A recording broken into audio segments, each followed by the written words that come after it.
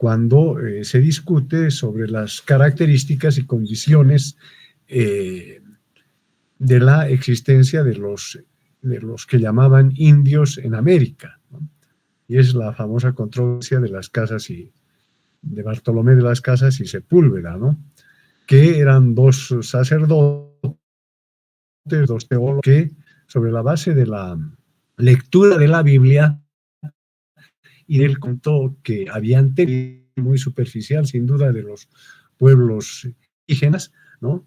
Ingresaron en esta pugna desde la perspectiva de la propia perspectiva de la Iglesia Católica, es decir, de el proyecto de evangelización, porque sin duda en Europa y a las iglesias cristianas y sobre todo la Iglesia Católica le interesaba, no solamente para Europa, sino para todas las regiones del mundo, poder incorporar al catolicismo y a la creencia católica a todas las poblaciones, ¿no?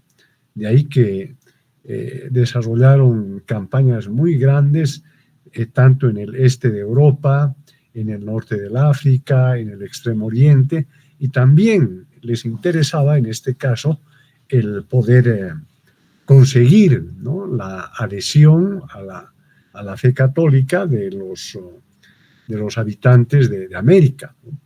Y es en ese marco que se produce este debate, ¿no?, sobre si era o no necesario el desarrollar la evangelización con los pueblos indígenas, con los habitantes de América.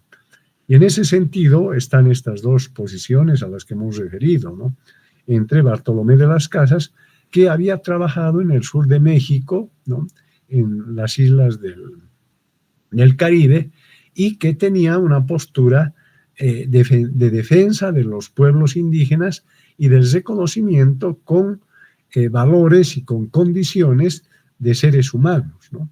Si bien reconociendo su inferioridad, su barbarie, su situación de debilidad, entre comillas, llamemos mental, ¿no?, pero susceptibles de ser incorporados a la Iglesia Católica, ¿no?, como creyentes, como fieles, como cristianos. En tanto que Sepúlveda tenía una visión distinta, consideraba que no tenían las condiciones plenamente humanas, ¿no? Su alma, entre comillas, era un alma muy débil, más cercana a los animales inferiores, ¿no?, que a los seres humanos bajo el modelo europeo. Entonces, ahí es donde se produce este debate, esta controversia, ¿no?, en términos de la Iglesia para abordar la evangelización. Y es ahí precisamente donde se convierte en un tema de debate y que va a adquirir importancia incluso más allá del tema del debate mismo, ¿no?, sobre si se debe o no evangelizar, sino ahí ya se sientan las bases de la concepción que tienen, ¿no?, no solamente estos curas, sino la Iglesia, toda la cultura europea, de la inferioridad de los indígenas de América, ¿no?, que es ya un criterio que va a tener una vigencia prácticamente hasta el siglo XX, siglo XXI, es decir, la idea de la superioridad de algunas razas o grupos o pueblos y la inferioridad de otros. Y en este caso se trata del concepto o de la idea europea de la superioridad de las razas europeas y de las culturas europeas sobre las de otras regiones, sobre los indios, los negros, los asiáticos, etc.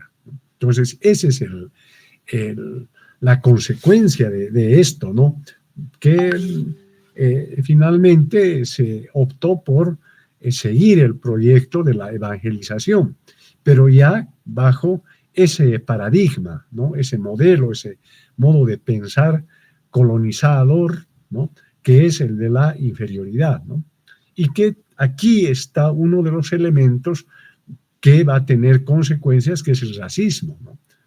Precisamente esta situación de considerar inferiores, ¿no?, en términos de seres humanos, implica el partir de ese presupuesto de la superioridad de las culturas, del pensamiento y de las poblaciones europeas frente a las americanas y a todas otras, ¿no?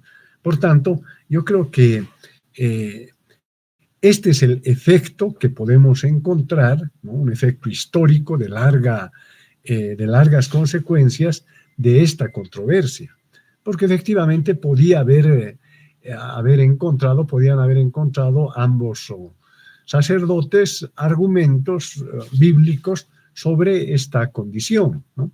Pero eso lleva a otro tipo de consecuencias mucho más amplias y de efectos más perniciosos, digo yo, ¿no? Que además validan y legitiman una situación totalmente negativa de explotación y dominación, como fue todo el proceso de colonización.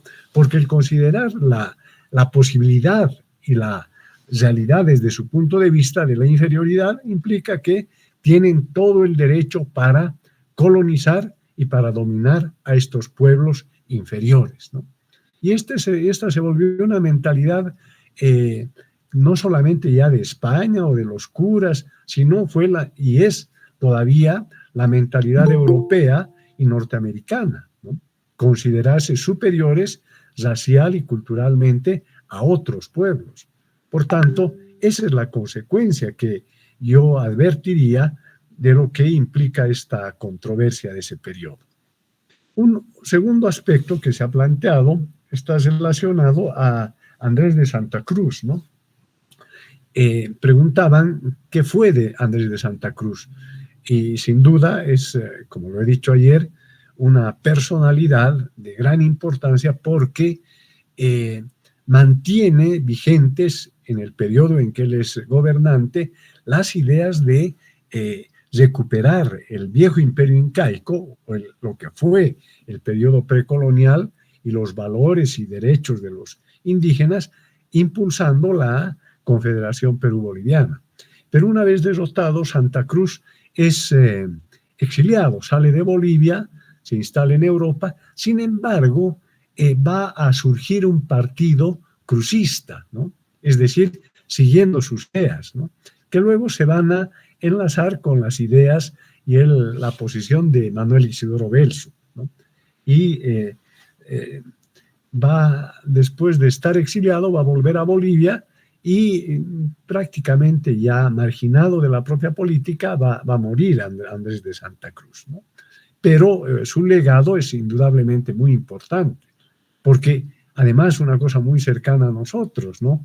Él es el que impulsa la formación y la organización de la Universidad Mayor de San Andrés. Es en homenaje a Andrés de Santa Cruz que se funda y se crea la Universidad Mayor de San Andrés, ¿no? Y el símbolo precisamente de nuestra universidad es la figura de Andrés de Santa Cruz, ¿no? De ahí que tiene pues una perspectiva y una connotación importante incluso hasta ahora, porque nosotros llevamos el nombre de Andrés de Santa Cruz por sus ideas, por sus luchas, por su pensamiento y porque en el periodo que él fue presidente se produjeron importantes reformas, ¿no? Sobre todo esta de la educativa, porque va a impulsar y se va a formar nuestra universidad, ¿no? Que fue fundada precisamente en 1830, ¿no? Cuando él está de presidente del país, ¿no? Y por tanto radica aquí un elemento complementario a la importancia histórica de Andrés de Santa Cruz. Sobre la Guerra del Pacífico, las alianzas a las que se hace referencia, la alianza de Chile con Inglaterra, no es una alianza abierta, no es un acuerdo, pero sí es una forma en que de manera implícita, ¿no? Inglaterra y sobre todo los capitales, ¿no? Y los bancos ingleses están interesados en tener participación con un objetivo de sacar la mayor ventaja económica y comercial de la guerra. porque van a ser sus empresas con capitales ingleses y chilenos las que están explotando el guano, ¿no? Por tanto, son prácticamente, si no aliados en una guerra abierta, están presentes con el apoyo logístico y con el apoyo económico, que es fundamental. En tanto que la alianza fue de Perú y Bolivia, ¿no?, para defender, ¿no?, estos territorios y esta costa, que era donde se encontraban en ese momento y eran importantes los recursos del guano. Y claro, posteriormente ya se va a identificar la riqueza minera que existe en todo el territorio que Chile arrebató a Bolivia, ¿no?, y que ha tenido consecuencias muy, muy serias para Bolivia, porque Bolivia, al perder la costa, pierde, ¿no?, la posibilidad de tener puertos propios para negocios, para comercio, para toda la vinculación con la navegación mundial, comercio mundial, ¿no? Y esto va a significar mantener una debilidad económica estructural, y que la va a aprovechar muy bien, la van a aprovechar bien los gobiernos chilenos, porque va a ser el condicionamiento permanente de Bolivia en su actividad comercial, porque tiene que pagar y utilizar puertos chilenos para poder comerciar sus productos, tanto para exportar como para importar, ¿no? Entonces, todo hecho histórico, sobre todo los más importantes o los procesos históricos, tienen sus consecuencias, como hemos visto el tema de la controversia a las Casas Sepúlveda, o lo de Andrés de Santa Cruz, ¿no?, y el debilitamiento de un proyecto común, o la derrota de la Guerra del Pacífico, que tiene efectos muy negativos para Bolivia. Ahora, ya entrando otra vez al siglo XX, tenemos varias preguntas sobre la Guerra del Chaco, y una de ellas sobre la Guerra del Acre. Efectivamente, en la Guerra del Acre, ¿no?, para llegar a una salida, ¿no?, porque sin duda la invasión que hubo en la región del Acre tenía, como decíamos, el objetivo de controlar la producción de caucho, de goma, que se exportaba por la vía del río, de los ríos del norte de Bolivia, hasta llegar al río Amazonas, el más importante, y desembocar en los puertos, ¿no?, del río Amazonas, que permitían llegar hasta Europa, ¿no? Y incluso hubo la idea de crear un país distinto a Brasil o a Bolivia, ¿no?, que eran los invasores, ¿no?, diríamos los que aprovecharon, los mercenarios que tomaron esas tierras, que eran enviados prácticamente por Brasil y por las empresas brasileñas, ¿no?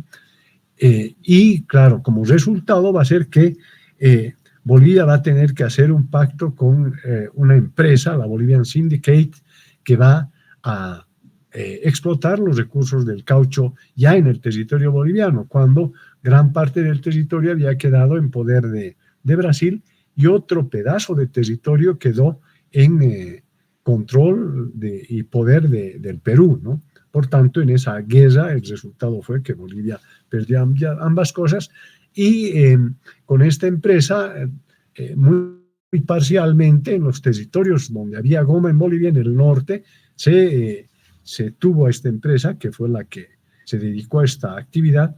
Y bueno, en toda la región del Amazonas boliviano, el auge de la goma fue pues impresionante, ¿no? Es importante cómo hicieron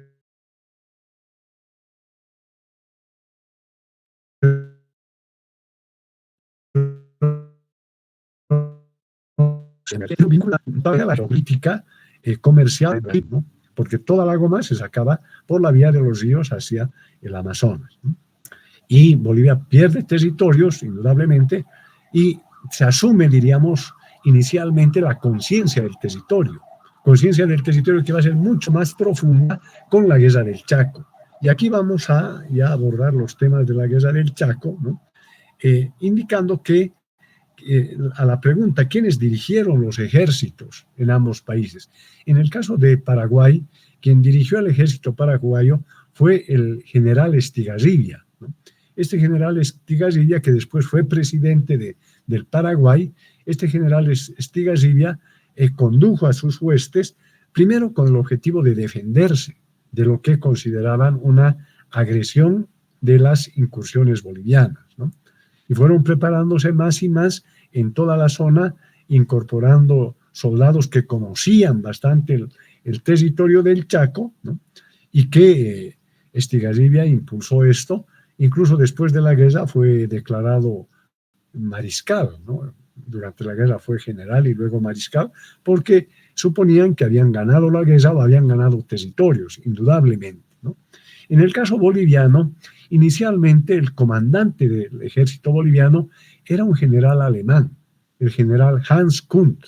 Y Hans Kunt era un militar que había sido contratado por Bolivia a principios del siglo, aproximadamente 1808, 1908, 10, 12, ¿no?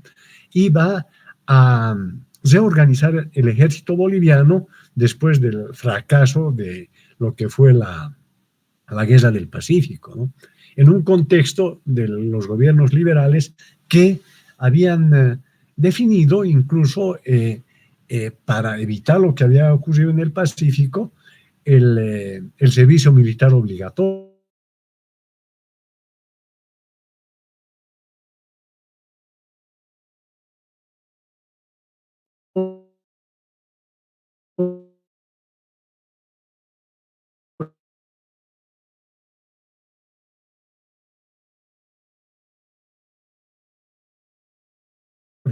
Que todos los jóvenes puedan para sumarse al ejército alemán en la guerra que estableció Alemania con varios países de Europa. Había invadido Polonia, parte de Rusia, estaba en la guerra con Francia y Inglaterra, ¿no? Entonces tuvo que irse, pero fue convocado nuevamente para comandar el ejército boliviano en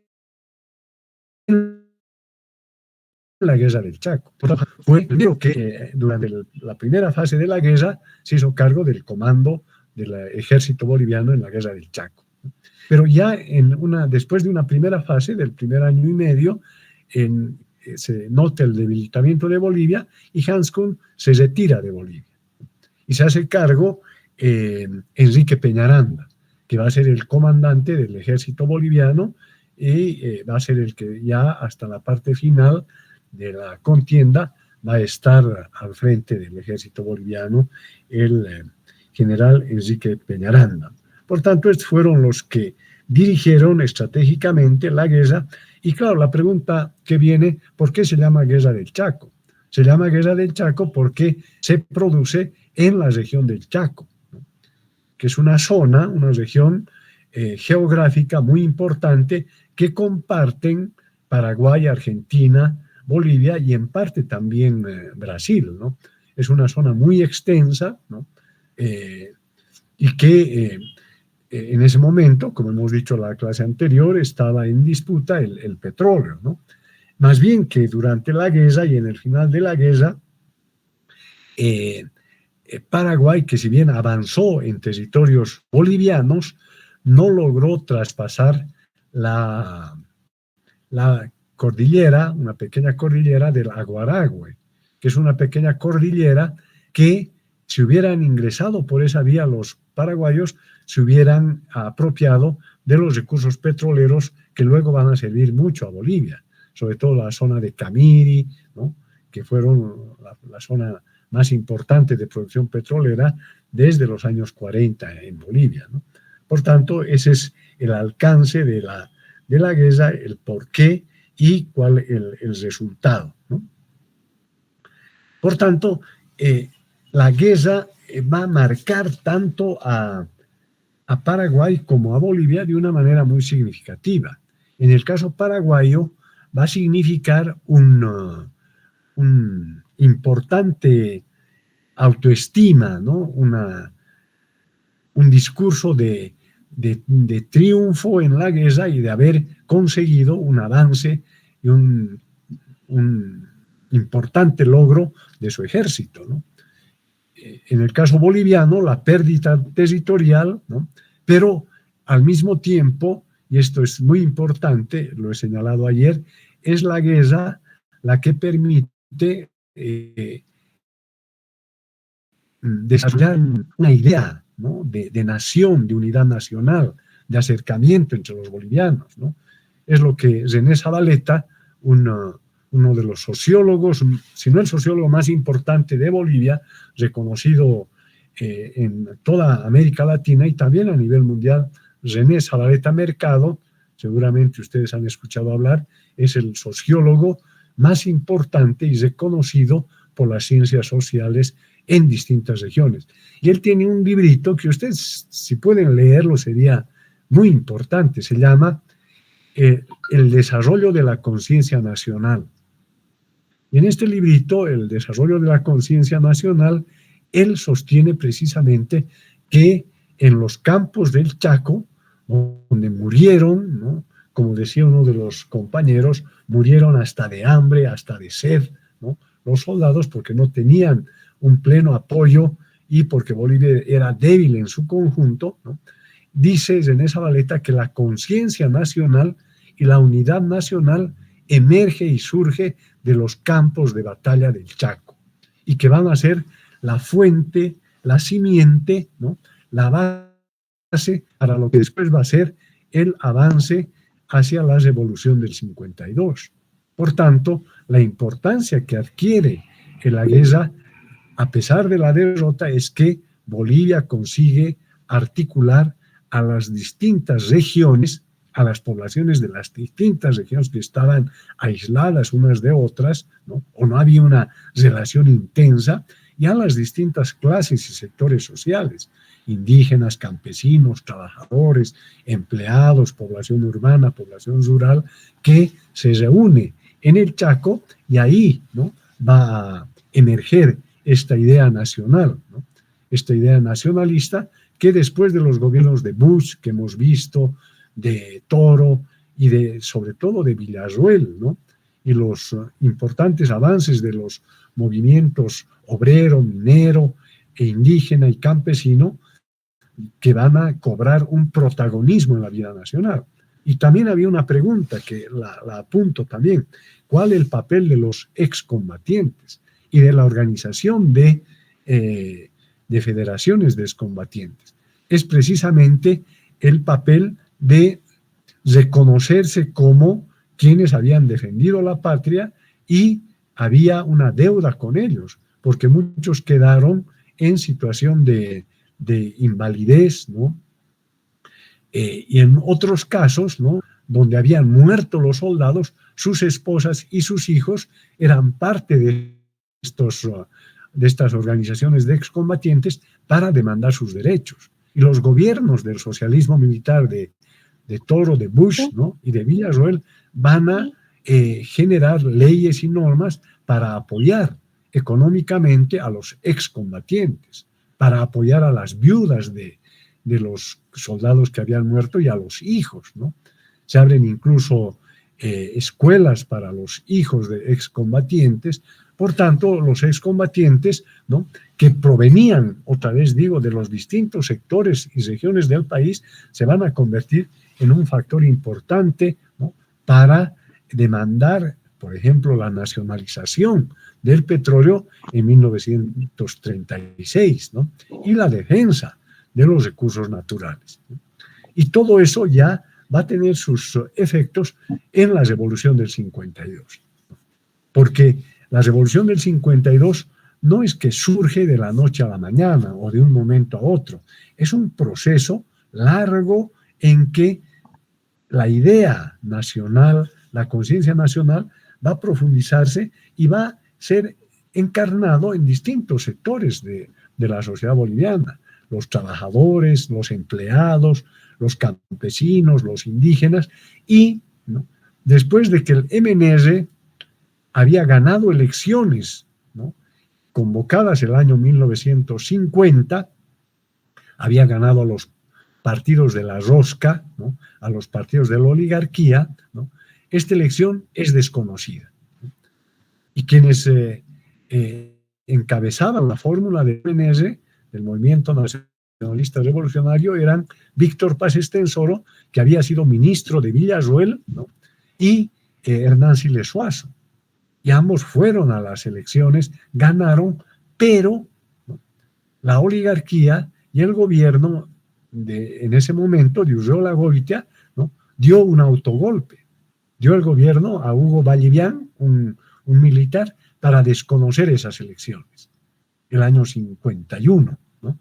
Y en ese año viene una resistencia popular hasta que, ¿no?, se produce la revolución y los levantamientos armados de abril del 52.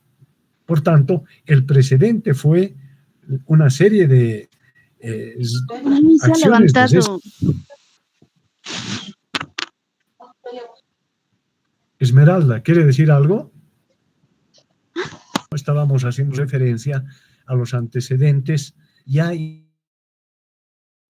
inmediatos del 52, como fue lo que se llamó la guerra civil del 49, las elecciones del 51, y viene la revolución del 52 de abril, donde los obreros armados, mineros, fabriles y los campesinos armados, ¿no?, van a derrotar en las calles de La Paz, de Oruro y en las provincias al ejército de la oligarquía, ¿no?, que va a ser un hecho fundamental y fundacional, porque es la emergencia ya de un nuevo tipo de Estado, de una nueva Bolivia, diríamos, para esa época, porque los protagonistas ya eran quienes habían estado ausentes siempre, ¿no?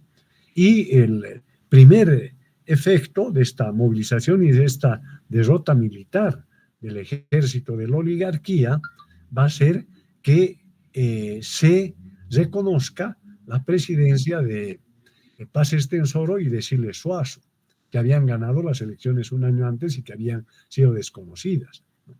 Ese es un primer hecho, diríamos, político que emerge de la revolución. Un segundo hecho político importante es que en la elección del 9 de abril, a 1 o 2 semanas, se crea la Central Obrera Boliviana. Es decir, la organización que reúna a todos los sindicatos de trabajadores de distintas actividades en el país, encabezados por la Federación de Mineros, aquella federación que había sido organizada durante el gobierno de Villarroel, ¿no? Por tanto, adquiría una importancia especial la Central Obrera Boliviana y sus dirigentes, ¿no?, de los distintos sectores, ¿no?, los mineros, ferroviarios, harineros, fabriles, constructores, y prácticamente de todos los sectores que se suman, ¿no?, a este hecho, a este proceso, ¿no? Y formando la Central Obrera Boliviana se organiza el gobierno que se va a llamar precisamente el cogobierno MNR-CO, ¿no? Y va ministros puestos por la Central Obrera Boliviana, el ministro de Trabajo, el ministro de Minería, el ministro de Asuntos Campesinos de la época, van a ser sugeridos por la COP, ¿no? E incluso aquí ya viene un conjunto de las principales reformas que se hacen en ese periodo, que ustedes las conocen, ¿no? ¿Cuáles son las principales reformas del 52? Buenas tardes, Magíster. Adelante. En el 52, si no me recuerdo, la reforma agraria, el voto universal, la reforma educativa y la nacionalización de minas. Exactamente, ¿no? Entonces, este es un primer efecto, que es tal la movilización armada, ¿no?, porque en ese momento no había ejército, había milicias armadas de obreros y campesinos. Entonces era además que a nivel, porque fue un hecho histórico de alta importancia y de reconocimiento a nivel internacional, ¿no? Y mucho más si tomamos en cuenta que es un momento muy delicado a nivel mundial, porque Había acabado la Segunda Guerra Mundial en 1945 y había iniciado lo que se llamó la Guerra Fría, es decir, la división del mundo en dos grandes bloques. Un bloque controlado por Estados Unidos, que es todo el occidente, a partir de la mitad de Europa occidental, por una parte, y por otra parte, ¿no?, la presencia, no de Rusia, de la Unión Soviética en ese momento, porque se había fundado la Unión Soviética, que también fue una de las potencias que triunfa en la Segunda Guerra Mundial, y por un lado Estados Unidos va a ser una de los poderes mundiales y el otro va a ser la Unión Soviética. Y las dos van a ser las potencias mundiales que inician la llamada Guerra Fría. ¿Qué quiere decir Guerra Fría? Que hay un enfrentamiento entre ambos, pero no de carácter bélico, sino es una lucha ideológica, una lucha diplomática, lucha política, una lucha de influencia. Y que en Bolivia, ¿no?, se produzca una revolución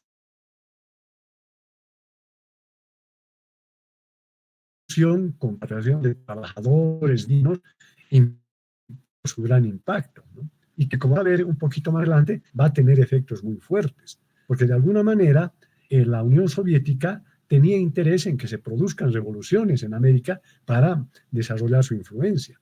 Entonces, en ese contexto, además habían otros gobiernos nacionalistas en otros países. Por ejemplo, en la Argentina estaba en el gobierno Juan Domingo Perón y Evita Perón, que eran dos dirigentes importantes en la Argentina que llevaron adelante un proceso de industrialización, un proceso de mejoramiento social y un desarrollo importante de Argentina. Y en el caso brasileño, el gobierno de Getúlio Vargas, ¿no?, que también era un gobierno nacionalista que llevó la industrialización de Brasil de una manera importante. Entonces, es en ese contexto que se produce la revolución del 52 y las distintas medidas que se toman, ¿no? La reforma agraria, o primero la nacionalización de las minas, porque había que afectar al poder económico principal de la oligarquía minera, de los varones del Estado, de sus minas, ¿no?, las de Pilcomayo y Hochschild, ¿no? Y este es el tema importante. Se organiza y se funda la Corporación Minera de Bolivia, la Comibol, que es la reunión de todas las empresas en una sola corporación a cargo del Estado boliviano. Por tanto, el Estado, a nombre de la población, va a ser la administradora de todas las empresas mineras, de la Comibol, ¿no? Pero además, en la Comibol, la administración va a ser una cogestión obrera entre el gobierno del MNR y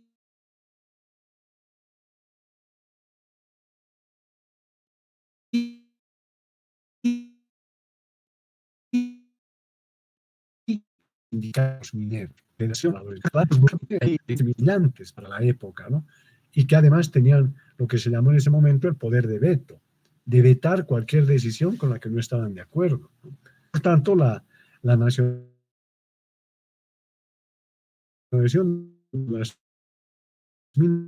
vamos a ver, unos años después, va a caer la producción por una serie de motivos en las minas, ¿no? La otra medida trascendental es sin duda la reforma agraria, es decir, el que recuperen sus tierras los campesinos, tierras que habían sido arrebatadas desde el periodo colonial y el periodo republicano por los hacendados y los terratenientes. Por tanto, la reforma agraria, ¿no?, impulsa, ¿no?, la devolución de tierras y la ley de reforma agraria que va a normar el modo de distribuir la tierra. Y sobre todo en las regiones de los valles y del altiplano va a haber un proceso intenso de distribución de tierras que se va a complementar con el reconocimiento de las tierras comunitarias. Es decir, una demanda desde desde el tiempo colonial de las comunidades indígenas de tener sus tierras comunales, ¿no? Y esta va a ser muy importante también porque aquella reivindicación de tierra para quienes la trabajan y educación van a estar presentes en ese momento. Se va a complementar esto con la reforma educativa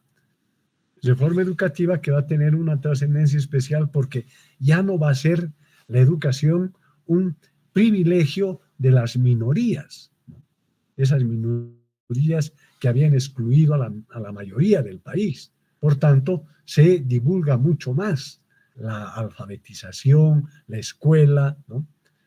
La experiencia, aunque limitadamente, de Oarizata se va a traer el 53 con la reforma agraria, ¿no? Y los efectos de la educación rural van a comenzar a verse 1 o 2 décadas después, porque ahí van a empezar a surgir los más importantes líderes de las comunidades, de los sindicatos campesinos, de los sindicatos agrarios, que van a tener una trascendencia intelectual, universitaria, profesional y también en las dirigencias de las bases, ¿no?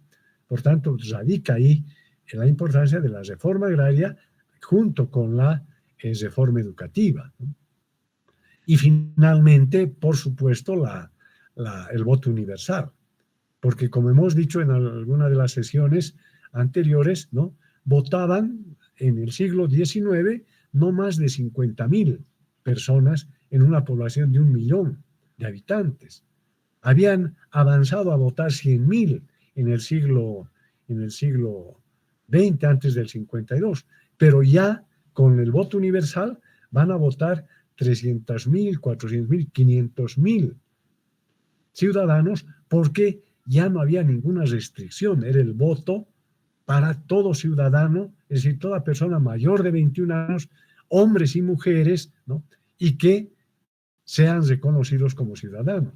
Antes estaba restringido, no podían votar antes las mujeres, no podían votar los analfabetos. Entonces ya, si no votaban los que no sabían escribir, no votaban los que no tenían una renta, un ingreso, una propiedad, entonces votaban muy pocos. Entonces, cuando viene el voto universal, se reconoce la ciudadanía para que voten todos. Y la primera elección de voto universal va a ser el año 56, ¿no? Por tanto, estas reformas van a ser importantes para transformar la estructura política, económica y social de Bolivia, ¿no? Y claro, el MNS como partido gobernante va a tener sus propias tendencias y sus propias posiciones, ¿no? A veces impugna con los trabajadores, con la COG, con la Federación de Mineros, a veces también impugna con las organizaciones indígenas y campesinas. Ahora, otro aspecto que fue importante, pero tuvo sus consecuencias tanto positivas y negativas, fue el de la expansión territorial hacia el oriente boliviano, porque fue que se comenzó a desarrollar caminos, vías de comunicación hacia el oriente boliviano, que era una zona bastante alejada de las actividades más importantes de la economía y de la política boliviana. Entonces se hacen los caminos a Santa Cruz, se abren brechas hacia la zona de colonización del Alto Beni, a la zona del Chapare, y ahí comienza todo el proceso llamado en el momento de colonización. Y ahí surgen las organizaciones también de colonizadores, que es ampliar la posibilidad de controlar el espacio territorial, pero también de desarrollar la actividad agrícola y ganadera en esa zona. Entonces es positivo porque se amplía el control territorial, pero va a ser negativo porque van a ser sobre todo tierras que van a ser controladas por nuevos terratenientes. Es decir, van a empezar a aparecer nuevos terratenientes en toda la región oriental del país, que van a tener consecuencias también posteriormente. Entonces, toda la década del 50 está marcada por este efecto de la revolución. Pero ya en el segundo gobierno del MNS comienza cierta crisis económica, crisis monetaria, hay una devaluación monetaria y el MNS va a tener que convocar al Fondo Monetario Internacional para hacer reformas económicas. Y el Fondo Monetario Internacional y el gobierno de Estados Unidos, para hacer préstamos, pone condiciones. Las condiciones es desnacionalizar las minas, entregar los recursos petroleros, ¿no? Y establecer normas que garanticen a los empresarios de tener ganancias en Bolivia. Y esto va a generar problemas con los mineros, principalmente porque son los que se niegan a que se desnacionalicen las minas, ¿no? Y ya desde el año 1960 va a aplicarse el llamado Plan Triangular para desnacionalizar las minas, para entregar nuevamente las minas a privados, principalmente a los llamados en ese momento mineros medianos, que se van a convertir nuevamente en los nuevos grandes propietarios de minas, ya a partir de los años 63, 64, en la final del gobierno del MNS. Entonces ya los nuevos propietarios mineros, los nuevos terratenientes y la vieja burguesía comercial van a volver a tener una presencia en el país muy fuerte, que incluso van a penetrar al propio MNS. Entonces va a haber un retroceso de la revolución ya desde los años 57, 58, ¿no? Y mucho más ya en los años 60. Pero esto va a llevar a una resistencia muy fuerte, sobre todo de los mineros, ¿no? Van a haber varias masacres, el año 63, el 65, el 67, varias masacres de mineros que hacían huelgas o reclamaban mejores salarios o se negaban a que se desnacionalicen las minas. Y ahí en ese contexto viene el golpe militar al MNS, que se produce el año 64. Y llama mucho la atención, y seguramente a ustedes les va a llamar mucho la atención, porque el MNS, ¿no?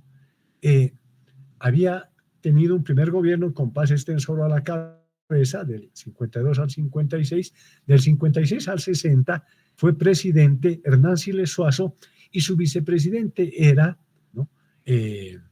Ñuflo Chávez Ortiz, que era el que representaba a los campesinos, ¿no?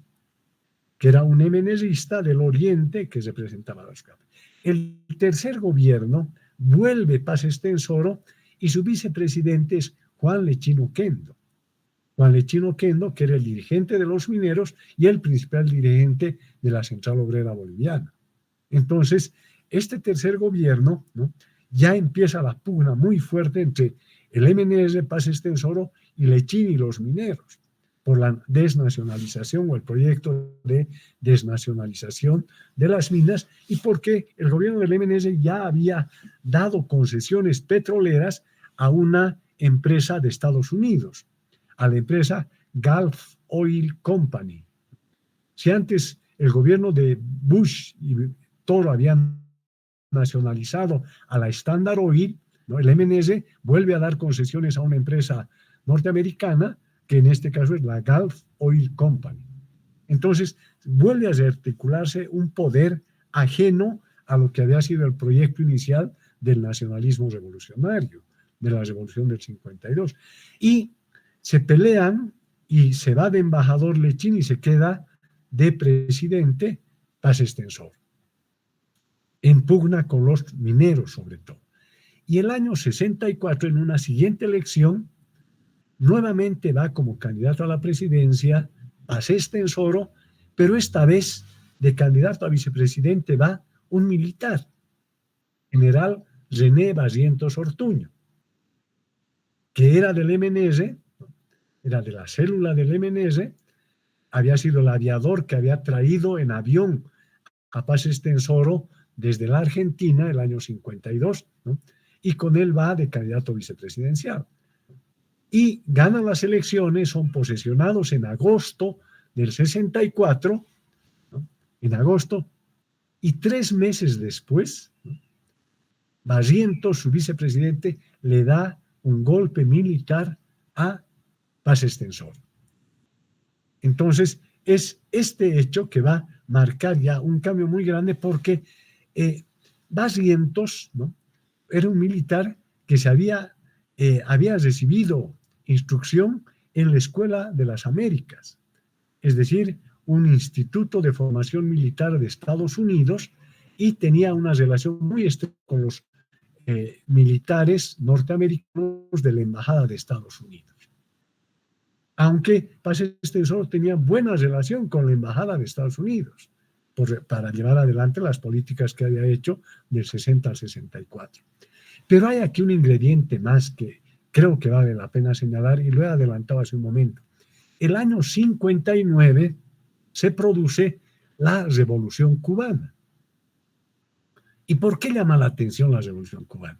Porque la Revolución Cubana, ¿no?, va a ser una revolución de lucha armada encabezada por Fidel Castro, por Ernesto Che Guevara, y va a triunfar contra la dictadura de Fulgencio Batista. Fulgencio Batista era un militar, ¿no?, encargado de gobernar Cuba por los Estados Unidos, bajo el control de Estados Unidos. Y la Revolución Cubana, ¿no?, se va a declarar, después de ser una revolución nacionalista, que va a ser la reforma agraria, ¿no?, como lo había hecho ya México y Bolivia, va a ser el tercer país que hace reforma agraria, ¿no?, va a ser la reforma urbana, va a ser nacionalizaciones, y Estados Unidos va a presionar a Cuba. Sus empresarios estaban siendo echados de Cuba. Y, ¿no?, Fidel Castro y la revolución se va a radicalizar al socialismo y se va a aliar con la Unión Soviética, aquel otro poder de la Guerra Fría, donde estaba Estados Unidos por un lado con el capitalismo y con sus aliados europeos, y por el otro lado la Unión Soviética con los proyectos de los partidos comunistas, el socialismo, y también con una gran influencia mundial. Pero ya la Revolución Cubana asume la posición de aliado con la Unión Soviética. Y esto va a generar un verdadero escándalo político, diplomático y militar en América Latina. Incluso va a amenazar a Estados Unidos de atacar a Cuba, ¿no?, pero Cuba se había armado con misiles o bombas nucleares de esa época que le había dotado la Unión Soviética. Finalmente, entre la Unión Soviética y Estados Unidos acuerdan retirar las bombas nucleares de Cuba, pero se consolida Cuba, ¿no?, a través de la lucha armada, y se declara socialista Fidel Castro. Pero, ¿cuál es la consecuencia de esto? Es que en los países de América Latina, en los otros países, comienza a desarrollarse movimientos armados. Surgen movimientos armados en Argentina, en Centroamérica, en Colombia, en Venezuela, en Perú, ¿no? Y ahí Barrientos, ¿no?, militar, representa no solamente a los militares, sino toda la nueva política de Estados Unidos para América Latina, para evitar que ocurra otra vez un hecho como el de Cuba. Y en ese marco es que va a aprobar lo que se llama la Doctrina de Seguridad Nacional de Estados Unidos, a través de los militares en América Latina, porque ya se había producido un golpe el año 55 al gobierno de Perón en la Argentina. El año 64, meses antes del golpe en Bolivia, se produce el golpe militar en Brasil, bajo la Doctrina de Seguridad Nacional, para evitar que se produzca en los países de América Latina una situación similar a la de Cuba. Entonces, Barrientos representa, ¿no?, en ese contexto, ¿no?, la política de Estados Unidos, la política militar de Estados Unidos en Bolivia. E impone una serie de medidas, ¿no?, que van a estar relacionadas a la represión a los mineros, a limitar su organización, ¿no? Va a tener buena relación con los campesinos, sobre todo de Cochabamba. Se va a hacer la alianza, que en ese momento se llama Militar Campesina, ¿no?, y va a impulsar, apoyar a los nuevos dueños de las minas, ¿no?, que eran las empresas de, por ejemplo, de Sánchez de Lozada, de Iturralde, de Mercado, las nuevas empresas mineras que van a tener un poder superior al de Conmebol a partir de los años 60, hasta los años 80, 90, hasta incluso el siglo XXI, ¿no? y van a gobernar el propio país. Los terratenientes también van a fortalecerse en ese periodo, pero van a haber muchas pugnas también internas en torno a Barrientos. Hay militares que todavía defienden el nacionalismo del 52, ¿no? Pero Barrientos del 64 hasta el 69 va a tener un poder indudable siguiendo esta línea que era la política dictada por Estados Unidos. Pero ocurre un accidente que va a llamar mucho la atención. Después de una reunión grande en el Valle de Cochabamba, el helicóptero de Barrientos, cuando está levantando vuelo, choca en unos cables, se cae el helicóptero y muere Barrientos, el año 69, en los primeros meses. Se queda a cargo del gobierno con quien había ganado una elección, Luis Adolfo Siles Salinas, que era un civil, un abogado que pertenecía a las viejas élites oligárquicas, y él se había quedado de presidente. Pero hubo descontento, ¿no?, tanto de las organizaciones mineras, ¿no?, organizaciones sindicales, y también en sectores militares. Y ahí aparece la figura de el general Obando.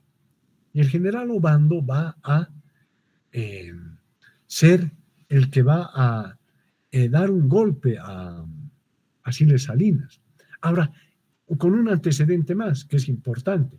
Hemos hablado de la lucha armada en varios países y en Bolivia también se armó una lucha armada con la organización del llamado Ejército de Liberación Nacional, encabezado por quien encabezaba la guerrilla en Bolivia en los años 60. ¿Quién sabe algo de eso? Alguien que estuvo de comandante en la Revolución Cubana, que viene a Bolivia para organizar una revolución. Che Guevara sería Che Guevara organiza una guerrilla que es derrotada, ¿no?, que es derrotada por el gobierno de Barrientos, precisamente, siendo comandante de las Fuerzas Armadas Obando y comandante del ejército Juan José Torres. Pero a la muerte es derrotada la guerrilla del Che Guevara, el Che Guevara es tomado preso y asesinado, ¿no? Sus manos son llevadas a Estados Unidos, su diario también es llevado a Estados Unidos por los militares norteamericanos que vienen a Bolivia para luchar contra el Che Guevara, ¿no? Pero a la muerte de Barrientos, que es lo que les estaba comentando, ¿no?, se hace cargo su vicepresidente y hay un golpe militar de Obando. Y Obando, ¿no?, se va a rodear de un conjunto de intelectuales y de profesionales de izquierda, entre ellos Marcelo Quiroga Santa Cruz, y va a llevar adelante con ellos, ¿no?, la nacionalización de la Gulf Oil Company, esta empresa petrolera norteamericana que estaba ya explotando el gas boliviano. Entonces, lo que hace el gobierno de Obando, con varios ministros importantes, entre ellos varios sociólogos, ¿no? José Ortiz Mercado era docente en la UNS en esa época, por ejemplo, ¿no? Entonces, se produce la nacionalización, se recupera el gas y se llevan adelante el proyecto de las fundiciones de minerales, algo que nunca se pudo hacer en Bolivia, se hizo en ese momento. Y se reorganizaron, ¿no?, las organizaciones sindicales que habían sido reprimidas por Barrientos, ¿no?, recuperan actividad, recuperan protagonismo, y también las organizaciones políticas más de izquierda, ¿no? Y viene un proceso, ¿no?, el año 69 hasta el 71, en que, ¿no?, hay un proceso de avance revolucionario. Es el periodo en que nuevamente se nacionaliza la mina Matilde, ¿no?, se ponen trabas a la presencia de Estados Unidos en Bolivia, se expulsa de Bolivia a los cuerpos de paz, que eran grupos de norteamericanos que venían a varias ciudades de todo el país y provincias para difundir la ideología norteamericana. Entonces, el gobierno de Obando y Torres van a ser gobiernos que van a recuperar lo que fue el 52, el nacionalismo del 52, ¿no?, y van a buscar alianzas con los sectores obreros. ahí la Central Obrera va a tener nuevamente un gran protagonismo, y las universidades, las juventudes, porque va a ser el periodo donde se va a producir la revolución universitaria. Los universitarios organizados, ¿no?, sobre todo de organizaciones de izquierda, van a expulsar a todos los sectores que apoyaban las posiciones más de derecha y más vinculadas a los intereses de los empresarios. Y la Central Obrera Boliviana va a organizar la Asamblea del Pueblo, que va a ser un parlamento donde participan los obreros, los sindicatos, los partidos de izquierda, ¿no?, el año 70, 71, ¿no?, en los gobiernos de Obando y Torres, pero aquí va a venir lo más fuerte. Se va a producir un golpe militar contra el gobierno de Torres y contra la COB y los movimientos populares y a través de el general Hugo Banzer Suárez, en agosto de 1971. Entonces, después del gobierno de Barrientos, hay un corto periodo de avance nacionalista, pero nuevamente viene el golpe militar apoyado por Brasil, apoyado por las dictaduras de Brasil y Argentina y apoyado por Estados Unidos. Y Banzer se va a quedar en el gobierno durante 7 años, que va a ser una dictadura brutal, porque va a anular sindicatos, va a perseguir dirigentes, campesinos, estudiantes, obreros, fabriles, mineros, va a anular toda organización política de izquierda, junto con otras dictaduras. La dictadura de Pinochet en Chile, por ejemplo. Van a organizar el Plan Cóndor para hacer una persecución de sindicalistas y de dirigentes de izquierda para anular todo rechazo a sus políticas, apoyada la política de Banzer por los Estados Unidos. Y va a ser un periodo en que van a ganar mayor fuerza, mayor protagonismo los grandes empresarios mineros, ¿no?, los terratenientes, sobre todo del Oriente. Ya va a ser una nueva oligarquía de los terratenientes de Santa Cruz y de Beni, que van a adquirir un gran poder político con Banzer, ¿no?, junto a los mineros, a los dueños de bancos y a las empresas transnacionales, porque también con Banzer van a empezar a entrar nuevamente empresas transnacionales a Bolivia, en la minería principalmente, y también en el petróleo. Entonces, va a ser una dictadura muy dura del 71 al 78, pero ya a partir del 75 va a haber una resistencia muy fuerte. Se van a reorganizar los sindicatos clandestinamente, las organizaciones campesinas, indígenas, los estudiantes, y una huelga de hambre del año 77-78, encabezada por mujeres mineras, se va a convertir en una huelga de hambre generalizada en todo el país, ¿no?, de todos los sectores sociales. Van a ser miles y miles que entran en huelga de hambre contra el gobierno de Banzer, que se ve obligado a declarar la amnistía, es decir, dar libertad a los que había apresado, permitir que ingresen los exiliados, que eran miles, ¿no? Y esta huelga de hambre va a conseguir la recuperación de los derechos de los sindicatos y de las organizaciones sindicales y de los partidos y organizaciones de izquierda. Incluso la universidad, que durante el gobierno de Banzer fue intervenida militarmente, ¿no?, y impuesto planes de estudio, impuesto profesores, ¿no?, y luego de la resistencia de los estudiantes se consiguió, ¿no?, nuevamente recuperar la autonomía que se había perdido durante el gobierno de Banzer. Por tanto, ya en los años, fines de los 70, principios de los 80, comienza un nuevo proceso en Bolivia, donde se recuperan los derechos, pero va a ser un periodo, sobre todo del 78 hasta el 82, donde se van a producir casi en cortos periodos. Van a haber elecciones el año 78, pero va a haber inmediatamente un golpe militar de Juan Pereda Asbun, otro militar. Va a haber nuevas elecciones, va a haber otro golpe a Pereda Asbun, ¿no?, con otro general que va a convocar elecciones el año 79. Van a haber elecciones el 79 que va a ganar la UDP con Chile Suazo y Jaime Paz Zamora, en ese momento dos partidos que se llamaban de izquierda, ¿no?, el MNRI, de izquierda del MNS con Siles Suazo y Jaime Paz Zamora en ese momento del MIR, que era, pero el 79 se da otro golpe militar y nuevamente se convoca elecciones el 80, ¿no? Y hay un nuevo golpe militar el 80, hasta que el 82, el año 82, ¿no? Se va a producir el retiro de los militares del poder, ¿no? Después del famoso golpe de García Meza, que había perseguido también a los trabajadores, a las organizaciones, y había reprimido a todo el pueblo boliviano junto con el general Arce, ¿no? García Meza. Entonces dejaron el poder los militares y entra, después de esa sucesión de elecciones y golpes, elecciones y golpes entre el 78 y el 82, van a reconocerse las elecciones y los ganadores del año 1980, que fue la UDP, con Siles Suazo y Jaime Paz Zamora.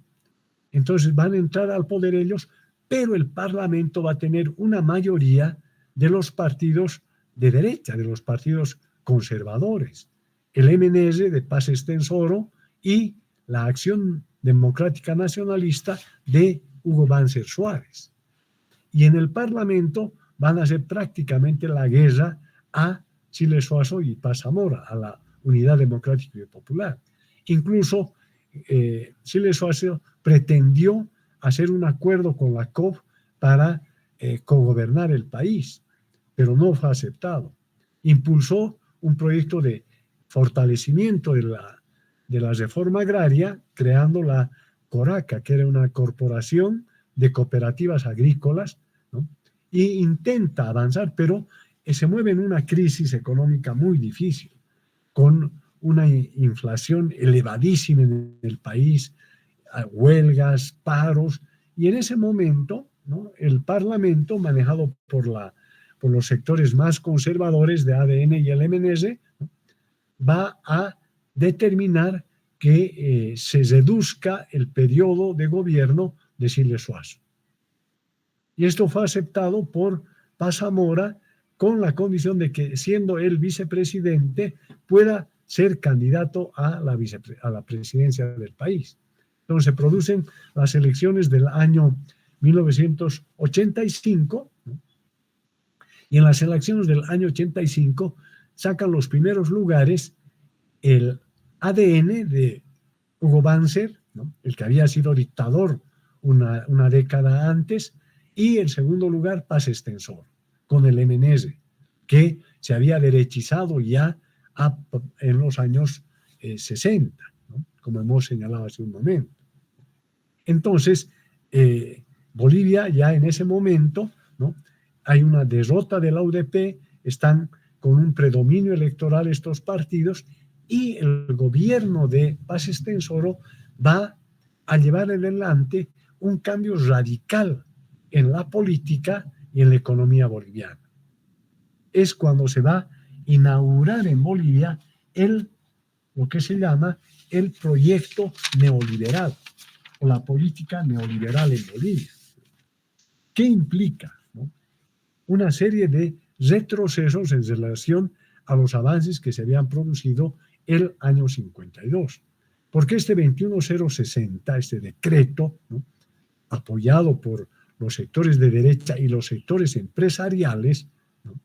La Confederación de Empresarios Privados, la Asociación de Mineros Medianos, la Asociación de Bancos, ¿no? ASOBAN, los empresarios de Santa Cruz de la CAO, de la CAINCO, prácticamente toman el poder y los ministerios y aplican el 21060, que implicaba, en teoría, salir de la crisis, pero a costa de, ¿no?, la expulsión, ¿no?, de sus trabajos de más de 20.000 trabajadores. Prácticamente se cierran las minas, ¿no?, se cierran las fábricas porque se permite la libre importación, ¿no?, el libre mercado, ¿no?, y toda una política de debilitamiento de la estructura económica de Bolivia para favorecer la privatización. Se va a privatizar la educación, la salud, se va a generar una masacre blanca, es decir, los despidos de trabajadores, ¿no? Y va a comenzar un proceso de privatización de empresas, ¿no? Las empresas mineras, las empresas productivas de la Corporación Boliviana de Fomento, hasta la propia IPFB se va a ir, ¿no? Privatizando entre los años 80 y 90. Entonces el neoliberalismo va a ser un proyecto que va a llevar adelante toda una serie de políticas que están dirigidas por lo que se llamaron las reformas de ajuste estructural. Reformas de ajuste estructural que fueron impulsadas por el Fondo Monetario Internacional para todos los países de América Latina y que llevan adelante el neoliberalismo, que no es otra cosa que, ¿no?, suspender toda posibilidad de derechos de los trabajadores y levantar toda restricción a la libre importación y a la libre exportación, afectando toda la producción interna de los países de América Latina. Y en Bolivia se aplica esto con el 21060. Por tanto, hay una neoliberalización de la economía que tiene como síntesis estas reformas de ajuste estructural que implica la libre contratación de trabajadores, la libre fijación de salarios, ¿no?, el no reconocimiento de derechos laborales, ¿no?, y el cierre de muchas empresas, especialmente las empresas que estaban a cargo del Estado y transferidas a los capitales del exterior. Por tanto, el neoliberalismo implicó toda esta serie de reformas, ¿no?, y que fueron comandadas por los partidos políticos, el Parlamento, los partidos políticos dominantes en ese momento, que eran ADN de Banzer, el MNS de Paz Estenssoro y el MIR de Paz Zamora. Llevaron todo esto adelante y la COP y los sindicatos que pretendieron hacer una resistencia fueron derrotados en la llamada Marcha por la Paz y por la Vida del año 1986. Y ahí el sindicalismo va a perder esa fuerza que tuvo desde el 52, ¿no? Prácticamente va a desaparecer, ¿no? Y los sindicatos van a estar muy debilitados y se va a imponer este conjunto de medidas, ¿no?, llamadas del neoliberalismo. Se va a privatizar la educación, se van a crear muchísimas universidades privadas, ¿no? Antes del neoliberalismo habían las universidades públicas en los departamentos de Bolivia y la Universidad Católica, ¿no? Eran todas, pero ya en los 90 va a haber una creación de universidades privadas, ¿no? El neoliberalismo va a tener un apoyo muy fuerte de los medios de comunicación, ¿no? Las redes de televisión que recién se habían creado a principios de los 80, todas ellas prácticamente van a ponerse, ¿no?, bajo el discurso y la línea neoliberal, y Bolivia va a ir perdiendo cada vez más su soberanía, porque va a ser el Fondo Monetario Internacional el que va a imponer las medidas para Bolivia, ¿no? Por tanto, va a haber un debilitamiento que además se va a dar en un contexto, y volvemos a esto del contexto, en el cual, ¿no?, la Unión Soviética había perdido aquel poder que tenía en los años 60 y 70. Hubo una crisis en el socialismo y se produjo la caída del muro de Berlín el año 89. Y Estados Unidos tuvo ya la posibilidad de tener un control a nivel mundial, porque ya aquel contrapeso que significaba la Unión Soviética había prácticamente desaparecido y los proyectos neoliberales se habían impuesto prácticamente en todas las regiones del mundo, en Estados Unidos, en Europa, en los países que antes eran de la influencia de la Unión Soviética, en América Latina, ¿no? Y Estados Unidos, en ese contexto, impulsó para América Latina lo que se llamó los tratados de libre comercio. Es decir, aprovechar el neoliberalismo, el libre mercado, para tener garantías y ventajas en las economías de América Latina.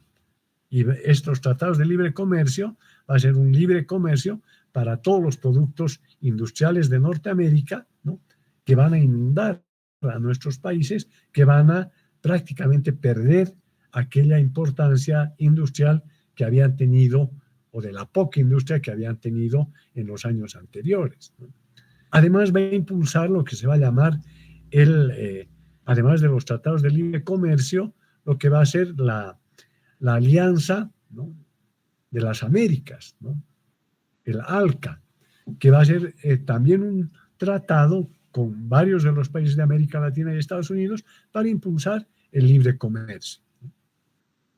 Entonces, este periodo de los años 80 y 90 del neoliberalismo en Bolivia va a estar en el marco de este contexto internacional de la derrota soviética, de la crisis soviética, de la desaparición en realidad de la Unión Soviética y de una presencia de dominio mundial y hegemónico de los Estados Unidos.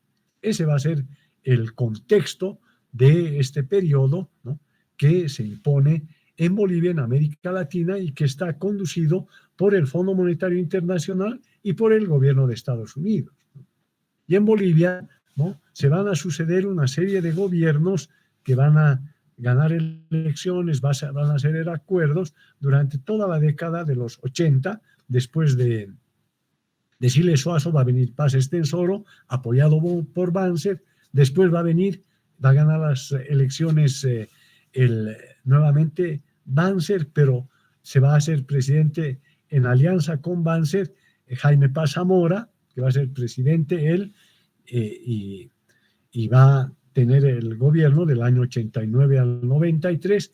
El 93 va a volver a ganar elecciones el MNR, pero esta vez con Sánchez de Lozada. Sánchez de Lozada, que había sido uno de los principales empresarios mineros desde los años 60, que va a articular a los sectores empresariales, a los sectores de dueños de bancos, a los sectores financieros, a las transnacionales, ¿no?, y a los terratenientes para controlar el poder, ¿no? Y llevó adelante la entrega prácticamente del gas boliviano a las transnacionales, ¿no?, como la Repsol de España, la Petrobras de Brasil, ¿no?, la Total de Francia, ¿no?, y varias otras empresas que se hicieron ya cargo de aquello que había nacionalizado Obando Candia el año 69.